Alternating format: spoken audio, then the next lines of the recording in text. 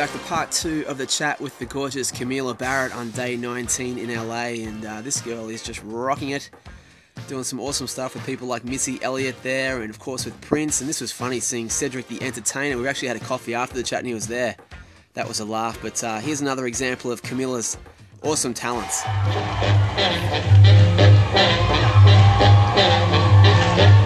woman is a woman and a man ain't nothing but a man. A woman is a woman and a man ain't nothing but a man. One good thing about him, he knows how to jive and wheel. Jive, when you will, you gotta jump, jive. When you will, you gotta jump, jive. When you will, you gotta jump, jive.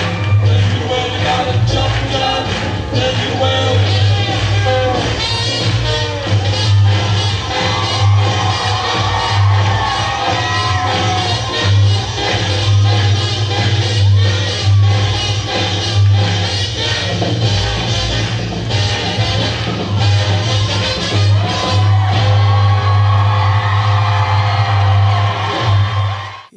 Amazing stuff, and here's part 2 of the chat. Looked on your MySpace page and you got some cool stuff there about your mum and stuff. Tell us about that. Like, she was a songwriter? Yeah, songwriter. She wrote for Gamble and Huff, who did the Downtown Philly sound, and the first artist that she wrote for was Ronnie Dyson. That was back in, like, I think 72, I think. Wow. 1972, 73. And the song was Just Don't Want to Be Lonely. And then she worked with a group called Blue Magic Sideshow, right, which is really fun. Yeah.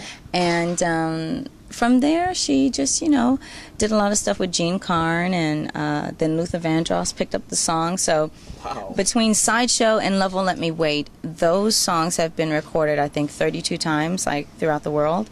So, like, a Japanese artist had recorded it, and, like, some other R&B people. So, I mean, it was like...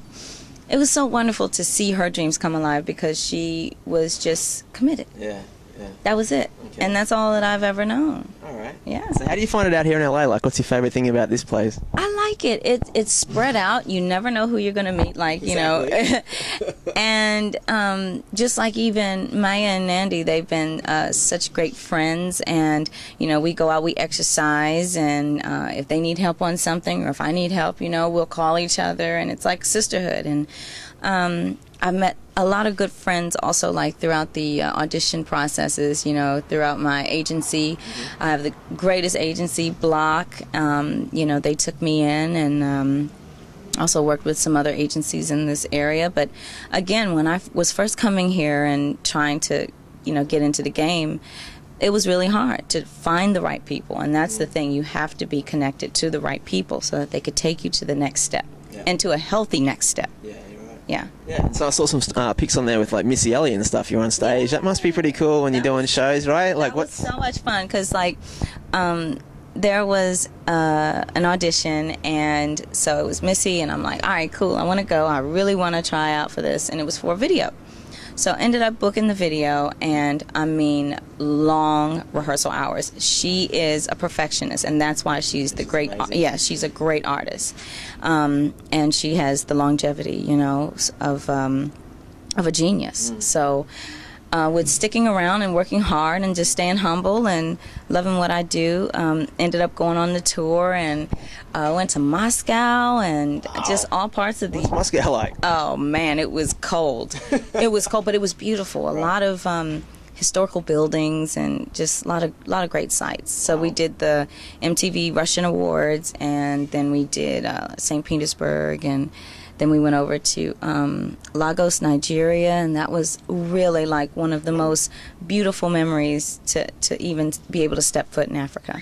I reckon. So what's been like the highlight for you if you look back on what you've done so far? Has there been like a top moment that you can think of? I'm sure there's been a lot, really. All of them are top. Yeah. All of them. Even times when I'm in auditions and I don't get it and I get rejected, those are my top moments because that's a learning time for me. You know what I mean? Those are lessons. These are the times of the grind, you know, and just staying on it and, you know, not getting off the horse. Right. You know? Okay. No matter if it's kicking and fighting you off, you got to stay on it and you got to grab on and love it. So if you have dreams, follow them. Good for you, babe. Well, I just thought of something completely off the cuff, but how often do you get hit on here in LA? Like when you're around, do you get hit on all the time? No. Get out of town. No.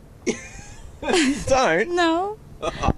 Okay, well, fair enough. Well, I promise. You know, everybody has their, their own agendas. They're on their way. Everybody got their own, thing going. So I think. if you came to Australia, you'd be in trouble. I want to go. Really? Yeah, I've always wanted to go. Okay, well, How long though? The hours? it's like a 12-hour flight. It's nothing. It's not 12.